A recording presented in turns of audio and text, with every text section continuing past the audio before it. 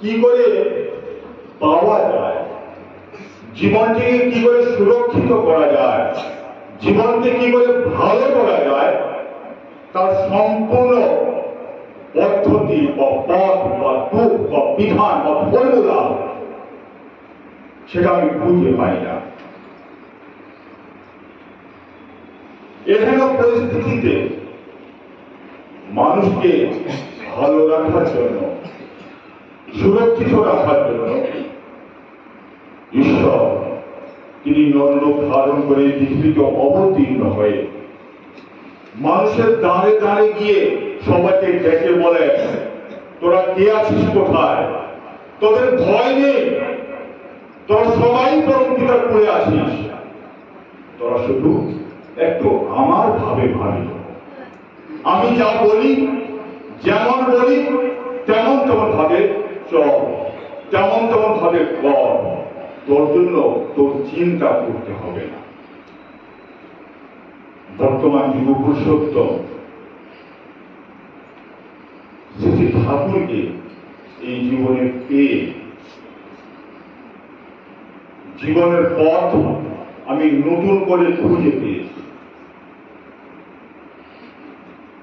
এই যাগযজ্ঞ অনুষ্ঠান যত আমরা কর্ম করি, তীর্থ করি, ভ্রমণ করি, যা কিছু করি, এগুলো মাঙ্গলিক একটি অনুষ্ঠান। আর আজকের দিনে আমরা অনুষ্ঠানের মধ্যে মত্ত থাকতে ভালোবাসি,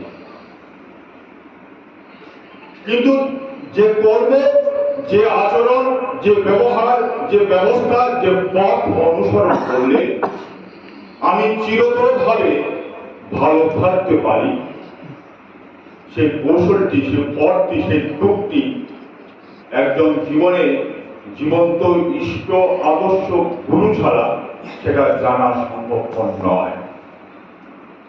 শ্রী ঠাকুরকে জীবনে পেয়ে আমার জীবনে যে অনুভূতি হয়েছে সেটাই আপনাদের কাছে তুলে ধরার চেষ্টা করছি। যে আমি যাগযজ্ঞ অনুষ্ঠান পূজার মধ্যে নিজেকে ব্যস্ত রাখতাম ছোটবেলায়, ভাবতাম এটাই ধর্ম, এটাই করলে পূর্ণ হবে, এটাই করা উচিত। এই পুজোটা কি শ্রী ঠাকুরকে ধরে জানলাম, তিনি বলছেন পূজা মানে সম্বর্ধনা। তুমি যাকে পুজো করছো তার মনে নিজেকে গুণবান্বিত করে তোলো। তিনি